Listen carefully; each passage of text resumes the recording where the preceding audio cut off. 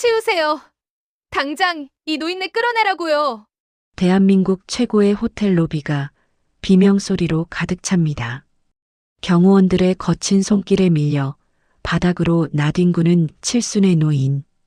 그의 품에서 튕겨나온 낡은 상자가 와장창 소리를 내며 박살이 납니다. 안 돼. 내 시계. 우리 서영이 줄 시계인데. 노인은 피투성이가 된 손으로 깨진 유리 조각을 허겁지겁 주워 담습니다. 그 처참한 꼴을 내려다보며 신부 서영은 입술을 깨뭅니다. 지긋지긋해. 엄마를 죽게 하더니 이제 내 결혼식까지 망쳐왔어. 도끼 서린 딸의 말에도 치매 걸린 아버지는 바보처럼 웃으며 깨진 시계 뒷면을 내밉니다. 그곳에 삐뚤빼뚤하게 새겨진 글씨. 서영아, 울지 마라. 아빠가 세상에서 제일 예쁜 시계 만들어줄게. 아, 그 순간 서영의 손목에서 수천만 원짜리 다이아몬드 시계가 바닥으로 떨어집니다. 아빠, 이거 주려고. 기억을 다 잃고도 나한테 오려고 버틴 거야? 가장 화려한 결혼식장에서 가장 초라한 아버지를 끌어안고 오열하는 딸. 도대체 이 부녀에게는 무슨 사연이 있었던 걸까요? 사연 시작 전 구독과 좋아요 눌러주시고 어디서 듣고 계신지 댓글 남겨주시면 그곳에 행운이 깃들기를 온 마음으로 바라겠습니다. 시간은 거슬러 올라가 비극이 시작되던 그날 아침입니다. 서울 강남의 한 고급 웨딩쇼. 눈이 부시도록 하얀 조명 아래 서영이 서 있습니다. 그녀가 입은 웨딩드레스는 마치 백조의 깃털처럼 우아하고 고고합니다. 거울 속에 비친 그녀의 모습은 흠잡을 데 없이 완벽했습니다. 하지만 그녀의 표정은 어딘가 그늘져 보입니다. 대표님, 드레스 라인이 정말 예술이에요. 본식 날 하객들이 다 기절하겠는데요? 웨딩 플래너의 호들갑에도 서영은 옅은 미소만 지을 뿐입니다. 그때 대기실 문이 열리고 말끔한 정장 차림의 김 비서가 들어옵니다. 그는 조심스러운 눈치로 서영에게 다가옵니다. 대표님, 지시하신 대로 처리했습니다. 서영의 눈썹이 미세하게 꿈틀거립니다. 아버지는요? 뭐라고 하세요? 김 비서가 잠시 망설이다가 고개를 숙이며 답합니다. 그게 정신이 좀 오락가락하셔서 무슨 말씀인지 잘 못 알아들으시는 눈치였습니다. 봉투는 두고 왔습니다. 서영은 깊은 한숨을 내쉽니다. 그녀의 시선이 자신의 화려한 손톱 끝으로 향합니다. 차라리 다행이네요. 오히려 기억 못 하시는 게 나아요. 강민 씨 집안 사람들한테 그런 모습 보일 수는 없으니까요. 서영은 애써 목소리에 힘을 줍니다. 식장 보안팀한테 다시 한번 강조해요. 초청장 없는 사람은 절대로 그 누구도 들이면 안 된다고요. 알겠어요? 네, 알겠습니다. 김 비서가 나가자 서영은 거울 속 자신을 노려봅니다. 성공한 사업가, 재벌가의 며느리. 그 완벽한 타이틀 뒤에 숨겨진 가난하고 병든 아버지라는 꼬리표. 그녀는 그 꼬리표를 자신의 결혼식 날만큼은 철저히 잘라내고 싶었습니다. 그것이 아버지를 위한 길이라 믿으면서 말이죠. 같은 시각 서울 변두리의 재개발 구역. 살을 애는 듯한 칼바람이 판자촌 골목을 휩쓸고 지나갑니다.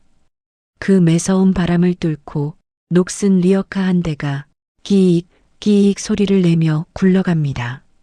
리어카를 끄는 노인 황입니다. 그의 낡은 패딩 점퍼는 곳곳이 찢어져 솜이 삐져나와 있고 신발은 짝짝이입니다. 하지만 그의 눈빛만은 마치 보물을 찾는 탐험가처럼 빛나고 있습니다. 어디 갔나? 분명히 이 근처에 있었는데. 황이 쓰레기 더미를 뒤적입니다. 남들이 보기엔 그저 악취나는 쓰레기지만 그의 눈에는 다르게 보이나 봅니다. 그때 리어카 뒤를 졸졸 따라오던 꼬마 아이가 황의 옷자락을 잡아당깁니다. 7살쯤 되어 보이는 아이는 말없이 고사리 같은 손으로 황의 입가에 묻은 흙을 털어줍니다. 우리 꼬맹이, 배고프냐? 황이 주머니를 뒤적거려 꼬깃꼬깃한 사탕 하나를 꺼냅니다. 자, 이거 먹고 힘내라. 오늘은 기필코 찾아야 돼.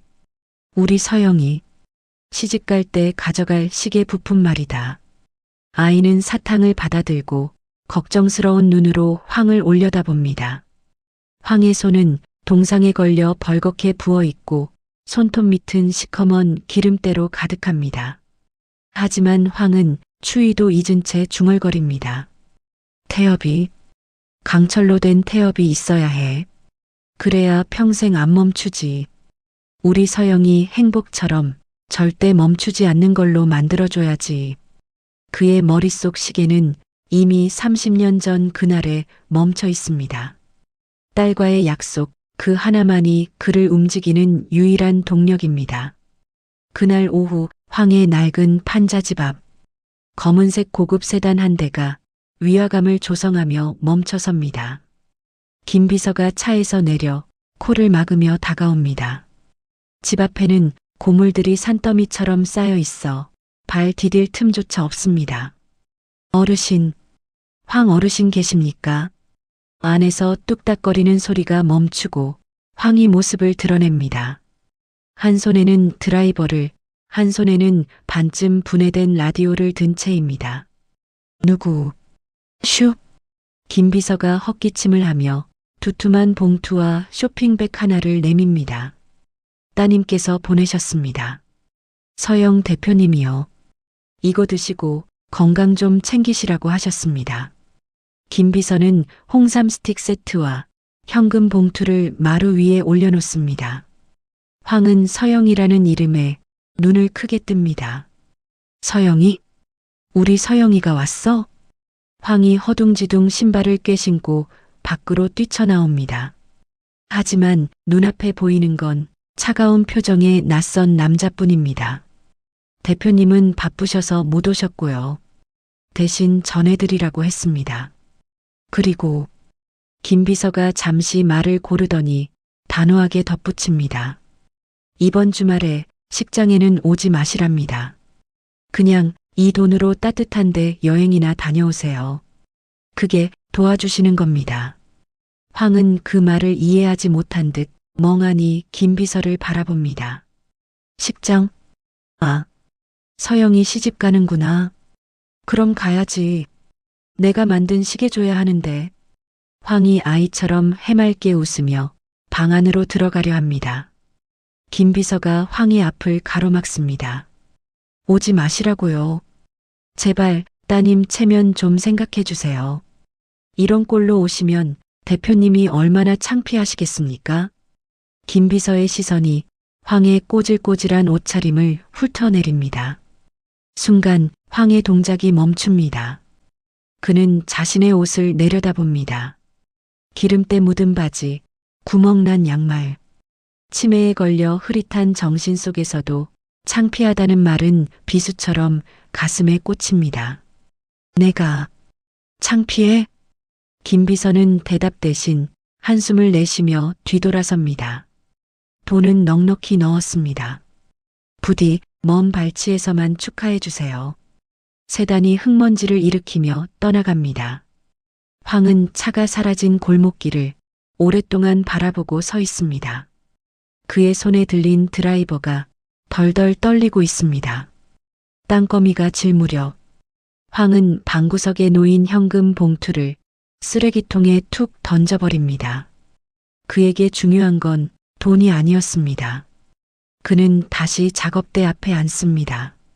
작업대 위에는 세상 온갖 고물상에서 주워온 부품들이 어지럽게 널려 있습니다. 아니다. 이것도 아니야. 소리가 너무 가벼워. 황이 부품 하나를 귀에 대고 흔들더니 고개를 가로젓습니다. 옆에 앉아있던 아이가 걱정스러운 듯 황의 팔을 잡습니다. 황의 손가락 끝은 날카로운 금속에 베어 피가 맺혀 있습니다. 하지만 황은 통증조차 느끼지 못하는 것 같습니다. 괜찮아. 아빠는 괜찮아. 우리 서영이 줄 건데 이 정도는 아무것도 아니지. 황이 다시 수리를 하려고 합니다. 그때였습니다. 아이가 구석에 처박혀 있던 낡은 오르골을 가리킵니다. 고장나서 소리가 나지 않는 버려진 오르골입니다. 황이 그 오르골을 집어듭니다. 그리고 조심스럽게 태엽을 분해합니다. 팅! 맑고 청아한 소리와 함께 작은 톱니바퀴 하나가 빠져나옵니다. 황의 눈이 휘둥그레집니다.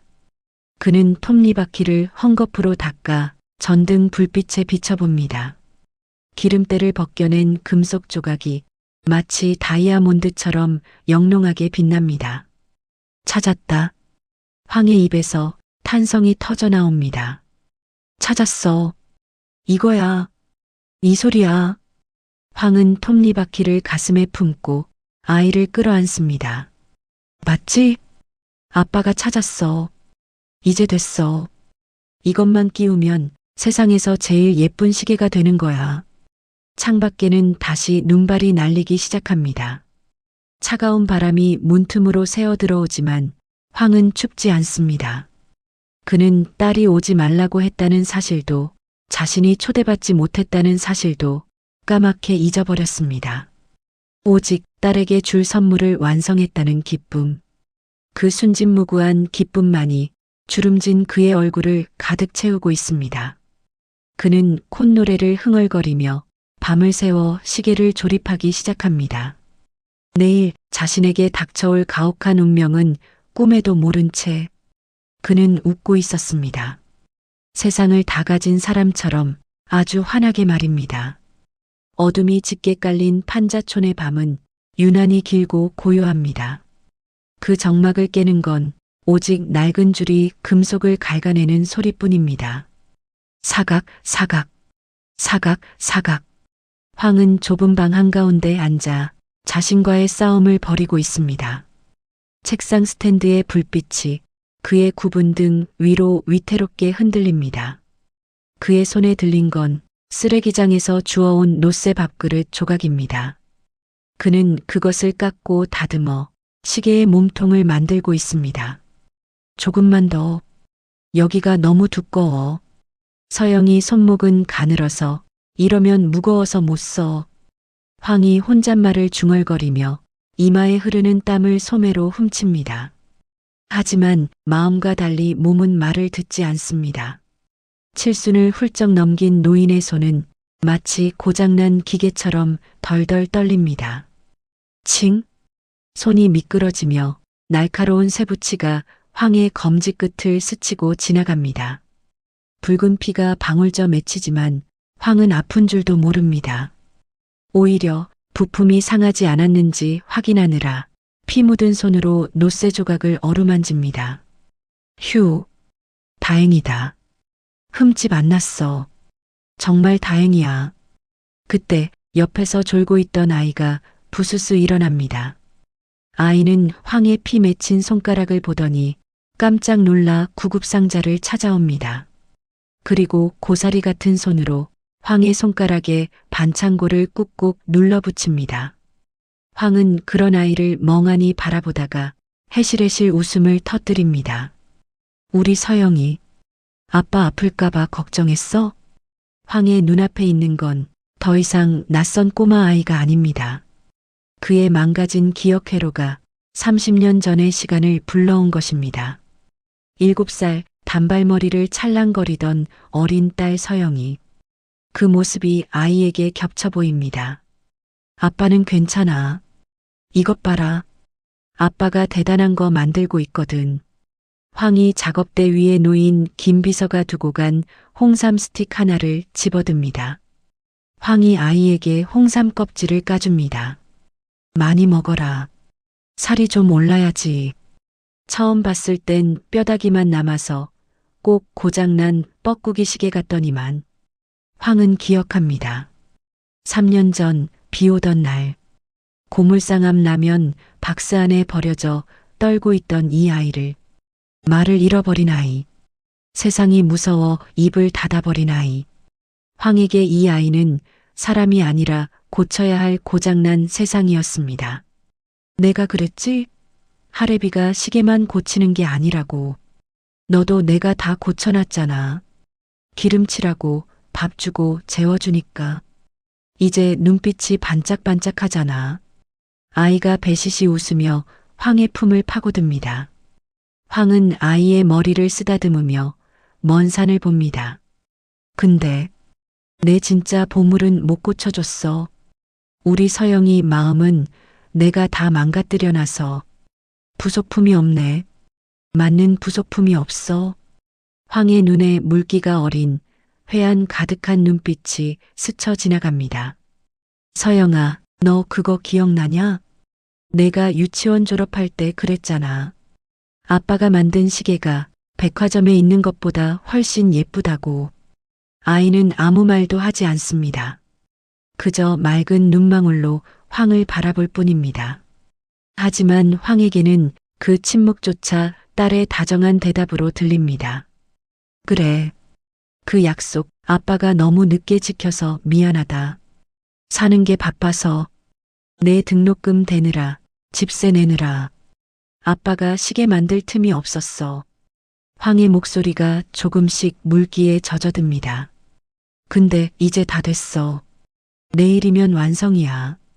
이거 차고 식장에 들어가면 사람들이 다 너만 쳐다볼 거다. 우리 공주님이 세상에서 제일 빛날 거야. 황은 다시 줄을 잡습니다. 떨리는 손에 힘을 꽉 줍니다. 사각, 사각. 다시 금속을 갉아내는 소리가 자장가처럼 방 안을 채웁니다. 다음 날 아침, 창문 틈으로 희뿌연 새벽빛이 스며듭니다. 서영은 최고급 스파의 마사지 의자에 누워 있습니다. 결혼식을 하루 앞두고 피부 관리를 받는 중입니다.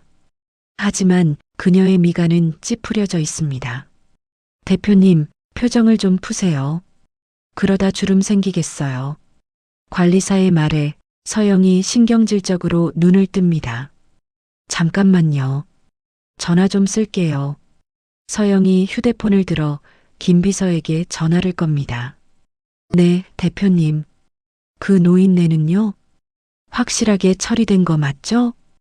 혹시나 해서 묻는데 내일 식장 근처에 얼씬도 못하게 해요. 전화기 너머로 김 비서의 목소리가 들려옵니다. 걱정 마십시오. 어제 돈 봉투 받으시고는 아주 좋아하셨습니다. 아마 지금쯤이면 짐 싸서 어디 온천이라도 가셨을 겁니다. 그래요? 다행이네요. 돈이면 다 해결되는 분이니까. 서영은 전화를 끊고 다시 눈을 감습니다. 서영의 눈가가 붉어집니다. 그녀의 기억이 20년 전 겨울로 돌아갑니다. 차가운 새빵, 연탄가스가 새어 들어오던 그 밤, 어머니는 기침을 하며 피를 토하고 있었습니다. 하지만 아버지는 그 옆에서 남의 집 괴종시계만 닦고 있었습니다. 여보, 나 아파. 병원 좀. 이것만 다 고치고. 약속 날짜가 내일이야. 기술자는 신용이 생명이야. 그놈의 신용. 그놈의 기술. 그것 지키느라 정작 아내의 골든타임은 놓쳐버린 남자. 어머니가 돌아가시던 날도 아버지는 시계 태엽을 감고 있었습니다. 서영이 입술을 깨뭅니다. 엄마 죽여놓고 이제 와서 내 결혼식까지 망치려고? 어림없어. 그녀에게 아버지는 가난한 노인이 아니라 어머니를 앗아간 이기적인 장인일 뿐입니다. 가슴 한구석이 찌르르하게 아파오지만 그녀는 애써 그 통증을 무시합니다. 과거는 지워야 합니다.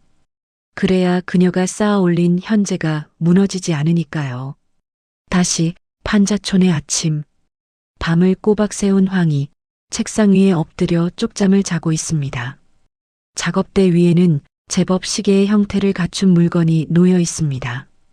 비록 명품처럼 매끄럽지는 않지만 투박한 금속 표면에서 은은한 광택이 흐릅니다. 그때 황이 갑자기 비명을 지르며 깨어납니다. 안 돼.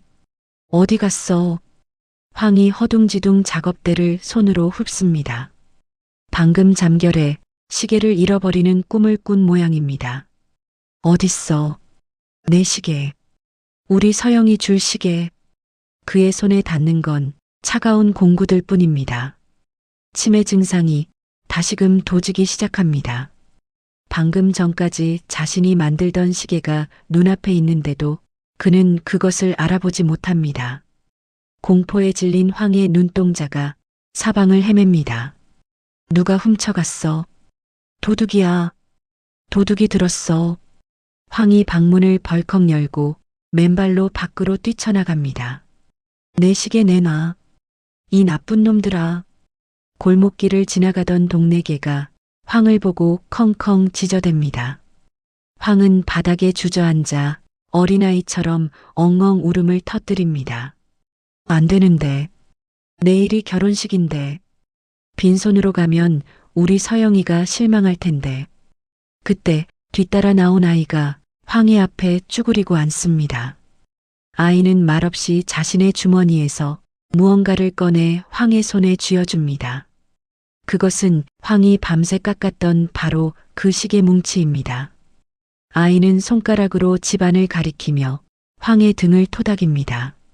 차가운 금속의 감촉이 손바닥에 닿자 황의 울음이 뚝 그칩니다. 그는 떨리는 손으로 시계를 확인합니다. 여기 있었네? 내가 찾았어? 내가 우리 서영이 시계 찾아줬어? 황이 아이를 와락 끌어안습니다. 고맙다. 고마워. 큰일 날 뻔했네. 정말 큰일 날 뻔했어. 황은 안도의 한숨을 내쉬며 시계를 품에 꼭 안습니다. 하지만 그의 시선은 여전히 불안하게 흔들립니다. 기억이 모래성처럼 자꾸만 허물어져 갑니다. 딸의 얼굴도 자신의 이름도 점점 희미해져 갑니다. 오직 하나, 이 시계를 완성해야 한다는 강박만이 그의 뇌리에 닻을 내리고 버티고 있습니다. 서둘러야 해. 시간이 없어. 내 기억이 다 사라지기 전에 마무리를 해야 해. 황은 아이의 부축을 받으며 다시 어두운 방 안으로 들어갑니다. 마치 꺼져가는 촛불을 온몸으로 감싸 안으려는 사람처럼 말입니다. 결혼식 하루 전, 창밖에는 추적추적 겨울비가 내리고 있습니다. 습기를 머금은 공기가 판자촌의 곰팡내를 더욱 짙게 만듭니다. 황은 떨리는 손으로 마지막 조립을 서두르고 있습니다. 책상 위에는 이제 제법 그럴듯해진 시계가 놓여 있습니다. 금색으로 도금된 케이스, 숫자판 대신 박아 넣은 작은 자개 조각들. 비록 명품처럼 세련되지는 않았지만 세상에 하나뿐인 따뜻한 온기가 느껴지는 시계입니다. 자, 이제 심장만 넣으면 돼. 태연만 끼우면 우리 서영이 시간은 영원히 가는 거야. 황이 비장한 표정으로 부품 상자를 엽니다. 그런데 황의 손이 허공에서 멈춥니다. 상자 안이 비어 있습니다. 분명히 어제 닦아서 넣어둔 가장 중요한 부품, 시계의 심장인 메인 스프링이 보이지 않습니다. 어디 갔지? 분명 여기다 뒀는데? 황이 상자를 뒤집어 탈탈 텁니다. 나사 몇 개만 힘없이 툭툭 떨어질 뿐 태엽은 보이지 않습니다. 황의 호흡이 거칠어집니다. 없어. 심장이 없어. 그는 미친 사람처럼 방바닥을 기어다닙니다. 이불을 들추고 장판을 뒤집고 쓰레기통을 엎어버립니다. 나와. 제발 좀 나와. 내일 줘야 한단 말이야. 그의 머릿속이 하얗게 전멸합니다. 치매가 갉아먹은 기억의 구멍 사이로 공포가 검은 물처럼 차오릅니다. 내가 버렸나? 아니면 잃어버렸나? 아니면 애초에 없었나? 혼란 속에서 황은 자신의 머리를 주먹으로 쥐어박습니다. 이 멍청한 놈, 이 돌대가리, 그 중요한 걸 어디다 팔아먹었어. 그때 구석에 웅크리고 있던 아이가 황의 옷자락을 잡아끕니다. 아이는 손가락으로 창밖을 가리킵니다. 마당 한 구석에 쌓여 있는 고물 더미를 말이죠. 황의 눈이 번뜩입니다. 그래. 거기 있을지 몰라. 내가 아까 고철 정리하다가 거기다 섞어놨나? 황이 맨발로 밖으로 뛰쳐나갑니다. 차가운 겨울비가 황의 얇은 내복을 순식간에 적십니다. 으아. 황은 짐승처럼 울부짖으며 고물 더미로 뛰어듭니다. 날카로운 철판, 녹슨 못, 깨진 유리 조각들이 뒤엉킨 그곳은 맨손으로 만지기엔 너무나 위험한 곳입니다. 하지만 황은 개의치 않습니다. 그는 미친 듯이 고철들을 파헤칩니다. 나와라. 제발. 서영이 줘야 해. 약속 지켜야 해. 슥. 날카로운 함석판이 황의 손등을 긋고 지나갑니다. 살점이 찢어지고 검붉은 피가 솟구쳐 빗물과 섞여 흐릅니다. 아!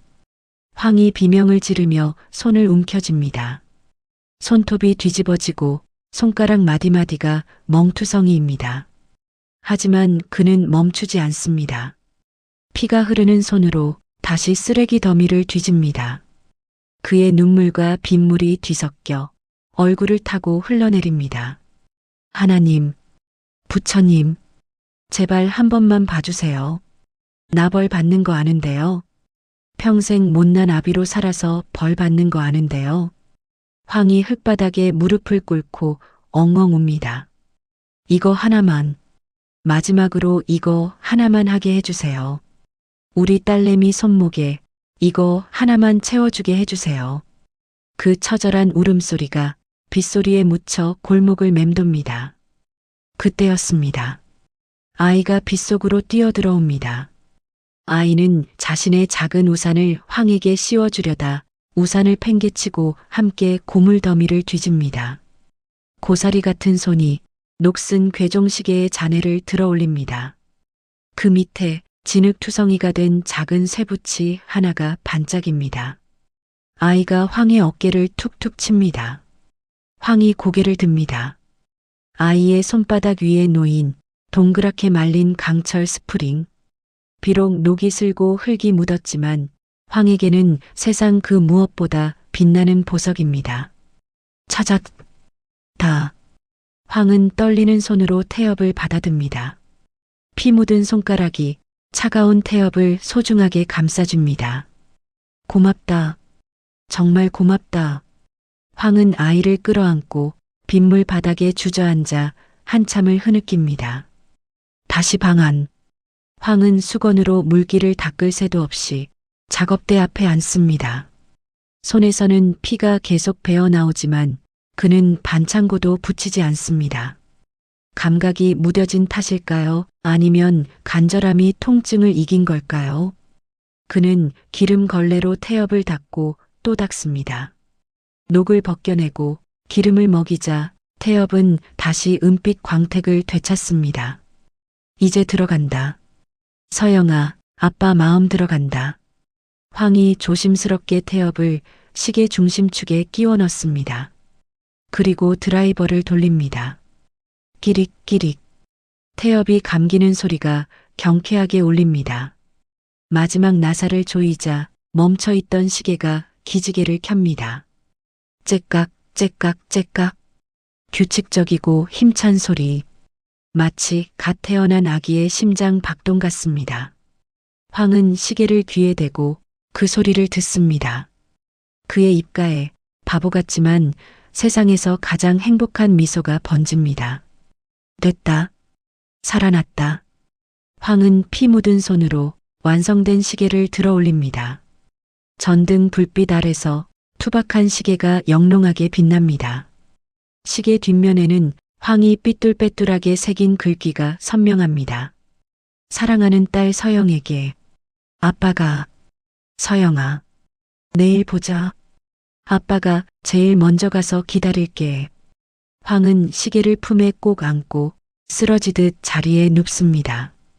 창밖의 빗소리는 잦아들고 방 안에는 오직 째깍거리는 시계 소리만이 가득 찹니다. 그 소리는 마치 내일 있을 운명의 시간을 재촉하는 카운트다운처럼 고요한 밤을 두드리고 있습니다. 결혼식 당일 아침. 하늘은 야속할 만큼 맑고 햇살은 눈부시게 쏟아집니다. 호텔 펜트하우스의 신부 대기실. 서영은 거울 앞에 앉아 마지막 메이크업을 받고 있습니다. 신부님, 피부가 정말 유리알 같으세요. 오늘 오시는 하객분들 다들 감탄하시겠어요. 메이크업 아티스트의 칭찬에도 서영은 입을 굳게 다물고 있습니다. 그녀의 시선은 거울 속 자신의 눈동자에 고정되어 있습니다. 실장님, 마스카라 워터프루프로 해주세요. 제일 강력한 걸로. 네. 아, 네. 물론이죠. 절대 안 번지는 걸로 해드릴게요. 서영은 주먹을 꽉 쥡니다. 울지 않을 것입니다. 절대로.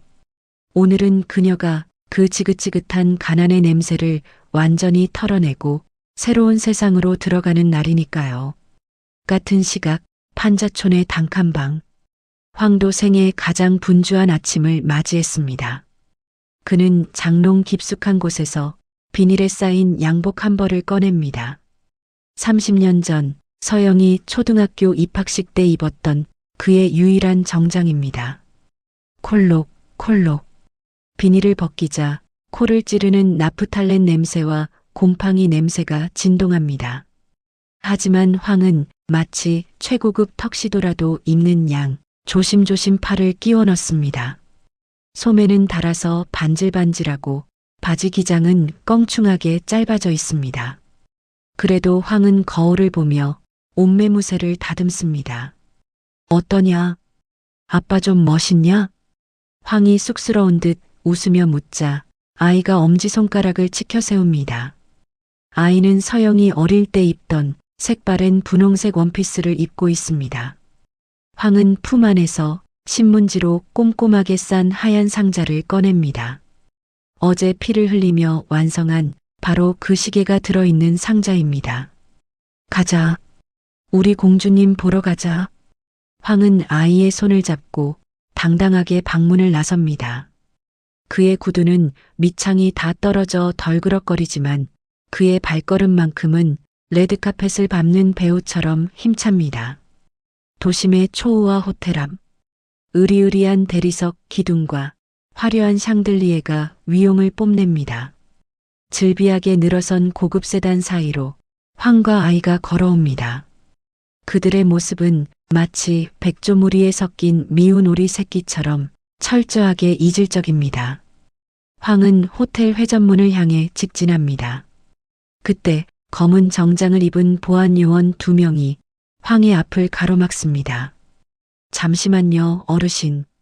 이쪽으로 들어가시면 안 됩니다. 보안요원은 코를 찡긋거립니다. 황의 몸에서 나는 퀴퀴한 곰팡이 냄새 때문입니다. 황은 어리둥절한 표정으로 보안요원을 올려다봅니다. 비켜요. 나 들어가야 해. 우리 딸이 오늘 여기서 시집을 가. 보안요원들이 서로 눈빛을 교환합니다. 흔히 있는 구걸하러 온 노숙자라고 판단한 것입니다. 아, 네. 따님이 누구신데요? 청첩장은 있으십니까? 청첩장? 그런 거 없어. 내가 애비인데 그게 왜 필요해? 김서영이야. 여기 신부가 김서영이라고. 황이 목소리를 높이자 로비를 지나가던 하객들이 힐끔거립니다. 보안요원의 표정이 싸늘하게 굳습니다. 어르신, 여기서 이러시면 곤란합니다. 김서영 대표님 부친께서는 지금 해외에 계십니다. 저희가 다 전달받았습니다. 뭐? 해외? 내가 여기 있는데 무슨 소리야? 나 들어가게 해줘. 시계 줘야 해. 황이 막무가내로 몸을 밀어 넣으려 합니다. 보안요원이 황의 팔을 거칠게 잡아챕니다. 이봐요. 말귀를 못 알아들으시네. 나가시라고요. 이거 나. 이거 놓으란 말이야. 황이 발버둥 칩니다. 아이가 보안요원의 다리에 매달려 놓아달라고 애원하듯 바지를 잡아당깁니다. 하지만 건장한 보안요원의 힘을 당해낼 수는 없습니다. 에이, 진짜. 보안요원이 짜증 섞인 손길로 황을 뒤로 팍 밀칩니다. 팍! 힘없이 밀려난 황이 대리석 바닥으로 나뒹굽니다. 그 순간 황의 품에 있던 하얀 상자가 허공으로 튀어오릅니다. 슬로 모션처럼 상자는 빙글빙글 돌며 바닥으로 곤두박질 칩니다. 쨍그랑 날카로운 파열음이 웅성거리던 로비의 소음을 일순간에 잠재웁니다. 상자가 열리고 그 안에서 시계가 튀어나옵니다. 유리가 산산조각이 나고 금색 테두리가 찌그러진 채 바닥을 미끄러집니다. 안 돼. 황은 자신의 넘어진 몸보다 시계가 부서지는 소리에 비명을 지릅니다.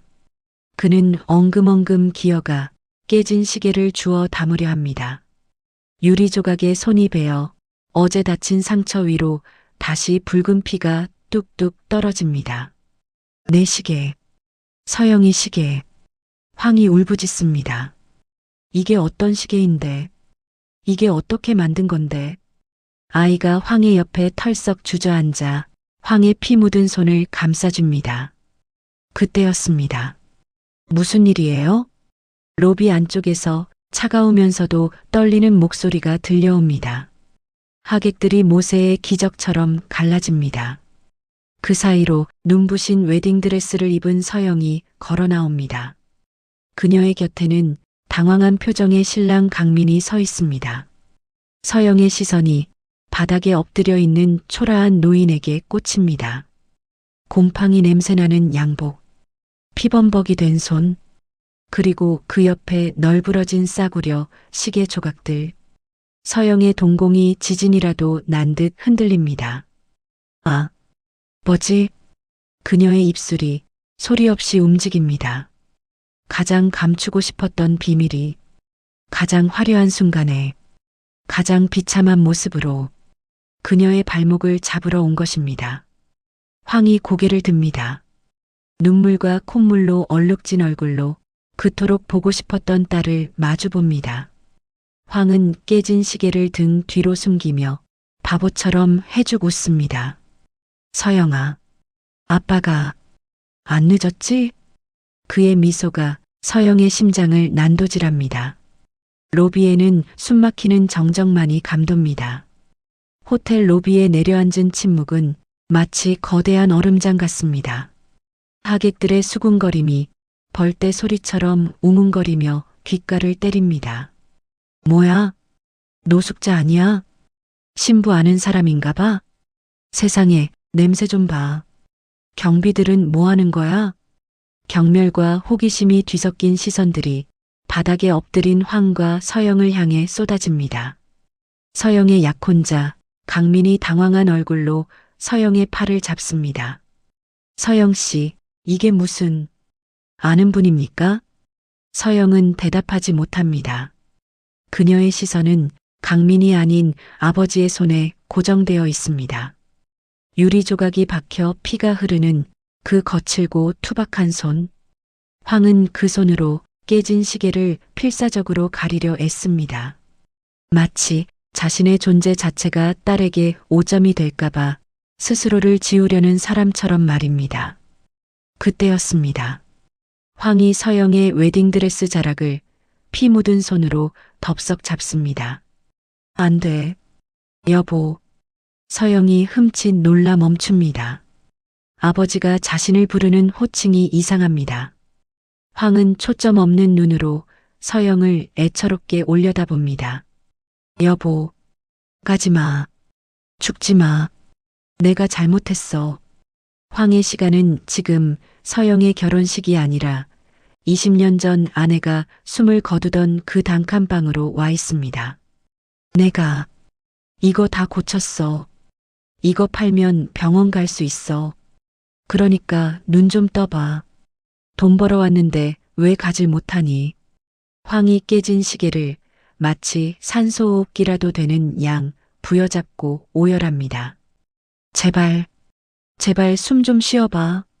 서영의 머리를 둔기 같은 충격이 강타합니다. 뭐? 그녀가 기억하는 그날 밤, 아버지가 등을 돌리고 시계만 만지던 그 야속한 뒷모습이 실은 외면이 아니라 병원비를 마련하기 위한 가장의 처절한 몸부림이었던 것입니다.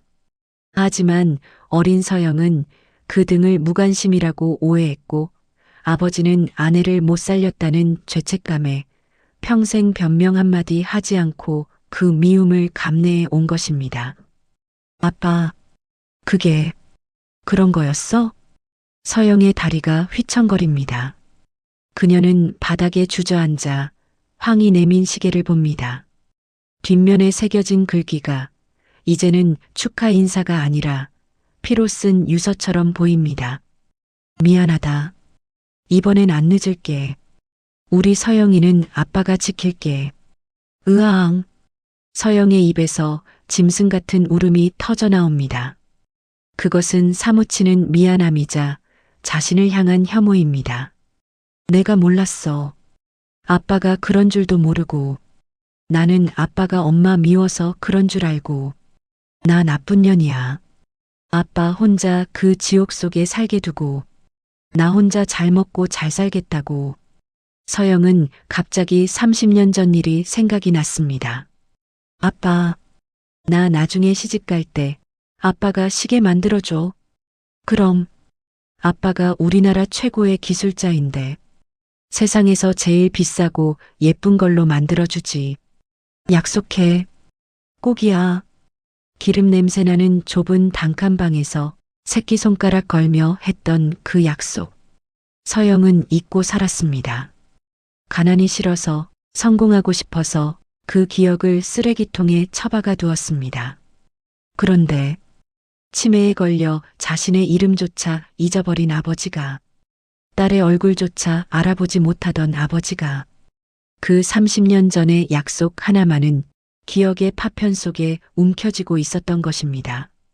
쓰레기장을 뒤져서라도, 손이 피투성이가 되어서라도 그 약속을 지키기 위해 여기까지 온 것입니다.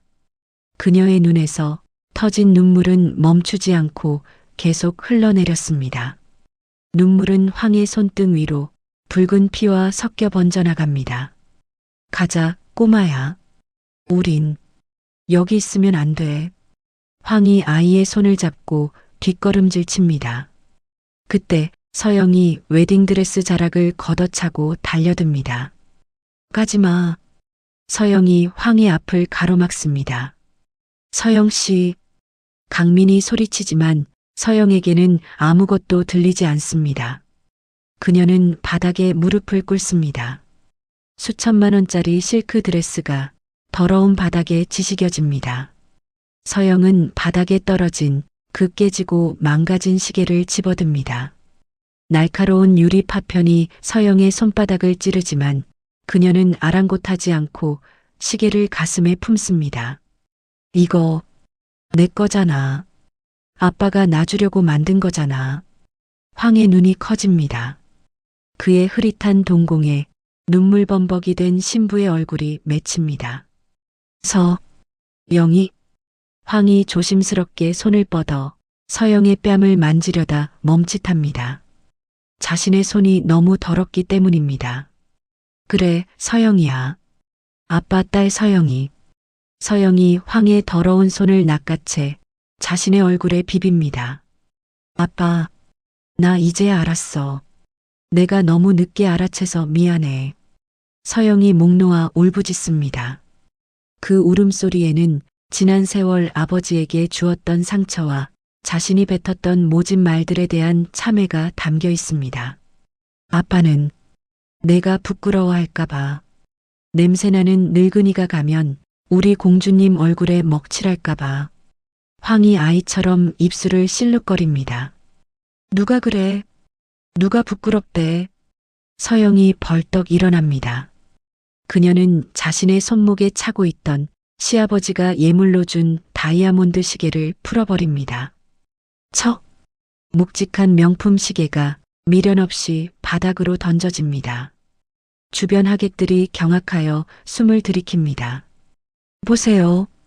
다들 똑똑히 보세요. 서영이 시계찬 팔을 높이 들어 올리며 하객들을 향해 소리칩니다. 그녀의 눈빛은 그 어느 때보다 당당하고 매섭습니다. 이게 제 예물이에요. 돈으로 바른 명품이 아니라 우리 아버지가 30년 동안 준비한 세상에서 제일 비싼 시계라고요. 로비에 정적이 흐릅니다. 누군가의 헛기침 소리조차 들리지 않습니다. 서영은 다시 황을 봅니다. 아빠, 이거 고쳐줘. 서영이 깨진 유리를 내밀며 말합니다. 아빠 기술자잖아. 대한민국 최고 장인이잖아. 이거 멈췄어. 다시 가게 해줘. 황의 눈빛이 변합니다. 흐리멍덩하던 치매 노인의 눈빛이 사라지고 평생 시계와 씨름해온 장인의 날카로운 눈빛이 돌아옵니다. 그는 주머니에서 항상 지니고 다니던 작은 드라이버를 꺼냅니다. 그래. 아빠가 고쳐줄게. 아빠가 다 고쳐줄게. 황이 떨리는 손으로 서영의 손목을 잡습니다. 그의 손은 여전히 굽고 거칠지만 딸의 손목을 잡은 그립감만은 강철처럼 단단합니다. 호텔 로비의 화려한 샹들리에 불빛 아래 최고급 드레스를 입은 딸과 냄새나는 양복을 입은 아버지가 마주보고 서 있습니다. 그 모습은 이 세상 그 어떤 명화보다도 아름답고 눈물겨운 풍경입니다. 이제 두 사람의 시간이 다시 맞물려 돌아가기 시작합니다. 자, 잠깐만. 숨 좀 참아봐라. 황이 떨리는 손끝에 온 신경을 집중합니다. 호텔 로비는 바늘 떨어지는 소리가 들릴 만큼 고요합니다. 수백 명의 하객이 숨을 죽이고 이 기이한 수리 과정을 지켜봅니다. 황의 손에 들린 작은 드라이버가 시계의 용두를 찾아 들어갑니다. 비록 옷은 남루하고 몸에서는 퀴퀴한 냄새가 나지만 지금 이 순간만큼은 그는 치매 노인이 아닙니다. 그 황 기사의 눈빛이 형형하게 되살아나 있습니다. 끼릭, 끼릭, 녹슨 태엽이 감기는 소리가 미세하게 들려옵니다. 서영은 숨조차 쉬지 못하고 아버지의 정수리에 난 흰 머리카락을 내려다봅니다. 언제 이렇게 늙어버렸을까? 언제 이렇게 작아져 버렸을까? 그녀의 눈에서 다시금 뜨거운 눈물이 툭 하고 떨어져 황의 손등을 적십니다. 그때였습니다. 째깍 멈춰있던 초침이 거짓말처럼 움직이기 시작합니다. 째깍, 째깍, 째깍. 비록 유리는 깨져 금이 갔지만 시계의 심장은 다시 힘차게 뛰기 시작합니다. 됐다. 황이 아이처럼 환하게 웃으며 고개를 듭니다. 서영아, 이제 간다. 아빠가 고쳤어. 이제 내 시간은 절대 안 멈출 거야. 서영이 와락 황을 끌어안습니다. 고마워. 고마워, 아빠. 정말 마음에 들어. 최고야, 진짜 최고야. 부녀의 오열이 로비를 가득 채웁니다. 그 모습을 지켜보던 하객들 사이에서 누군가 코를 훌쩍이는 소리가 들립니다. 경멸의 눈빛이 어느새 연민과 감동으로 바뀌어 있습니다. 그때 신랑 강민이 다가옵니다. 황이 화들짝 놀라 서영의 품에서 떨어집니다. 자신의 더러운 옷이 사위가 될 사람의 턱시도를 망칠까봐 겁이 난 것입니다. 아이고, 죄송합니다. 내 옷이 이래서. 황이 뒷걸음질 치며 자꾸만 몸을 움츠립니다. 강민이 말없이 황에게 다가갑니다. 그리고 허리를 90도로 깊이 숙입니다. 장인어른, 인사가 늦었습니다. 강민의 정중한 목소리가 울려 퍼집니다. 저한테 가장 소중한 사람을 낳아주셔서 감사합니다. 그리고 이렇게 훌륭한 예물을 준비해 주셔서 감사합니다. 강민이 황의 더러운 손을 자신의 두 손으로 꽉 잡습니다. 아, 황의 입이 벌어집니다. 평생 무시만 당하며 살았던 그에게 처음으로 건네진 존중입니다. 들어가시죠. 식이 늦어지겠습니다. 강민이 길을 터줍니다. 서영이 황의 팔짱을 낍니다. 가자, 아빠. 나 손잡아줘야지. 황이 손을 내줬습니다. 안 된다. 이 꼴로 어떻게 저기를 들어가냐?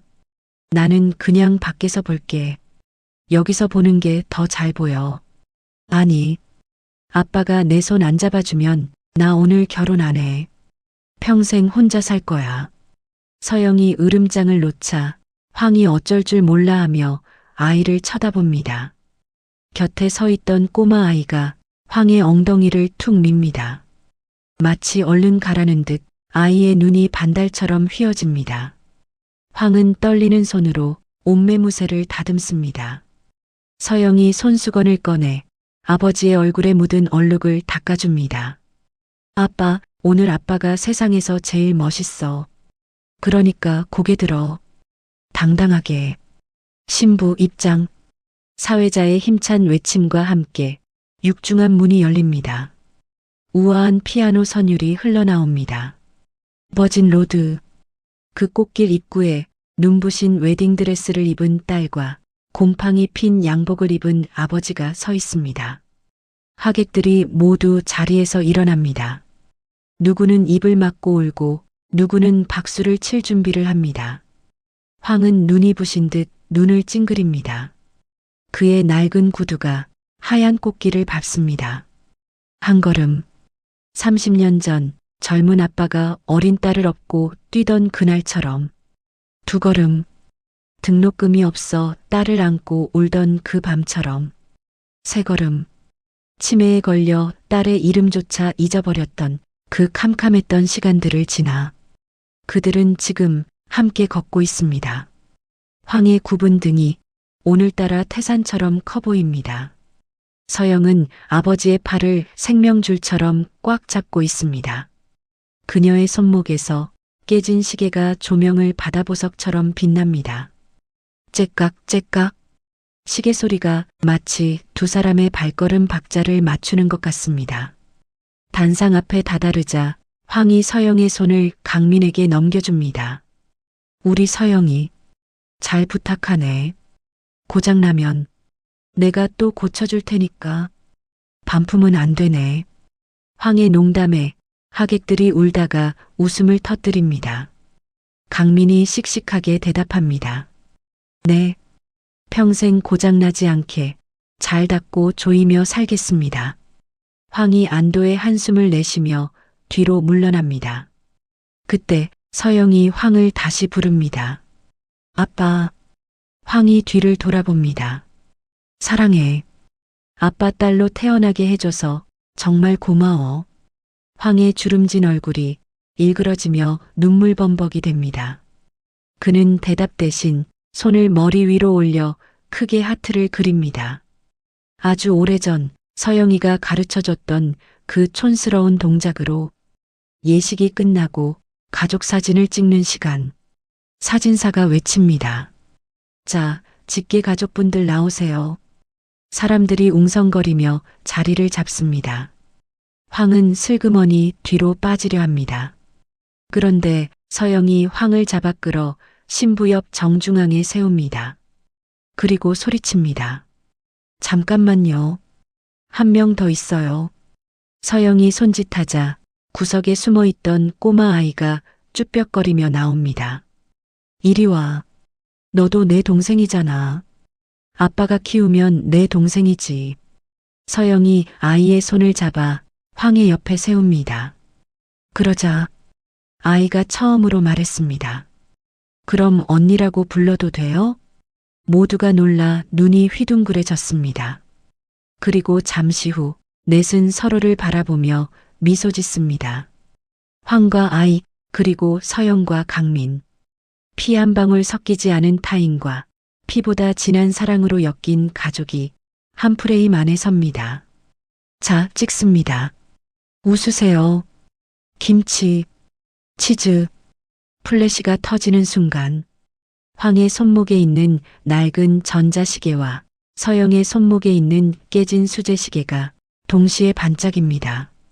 그 빛은 마치 그들의 시간이 이제 영원히 같은 속도로 흐를 것이라는 축복처럼 보입니다. 사진 속의 황은 지난 30년 중 가장 환하게 웃고 있습니다. 기억은 사라질지 모릅니다. 시간은 멈출지도 모릅니다. 하지만 사랑이 새겨진 그 마음의 태엽은 영원히 멈추지 않고 돌아갈 것입니다. 지금 이 순간도 째깍 째깍 당신의 가슴을 두드리는 저 시계 소리처럼 말입니다. 세상에서 가장 비싼 시계는 금으로 치장한 시계가 아니라 누군가의 진심이 담긴 시간이라고 합니다. 오늘 황 기사님과 서영이의 이야기가 잊고 지냈던 여러분의 소중한 약속을 다시금 떠올리게 하는 시간이 되었기를 바랍니다. 오늘 이야기가 마음에 닿으셨다면 화면 아래의 구독과 좋아요로 마음을 표현해 주시면 감사하겠습니다. 여러분의 소중한 댓글 하나하나가 더 좋은 이야기를 만드는 소중한 밑거름이 됩니다. 오늘도 긴 시간 함께 해주셔서 진심으로 감사합니다. 평안하고 행복한 하루 보내십시오.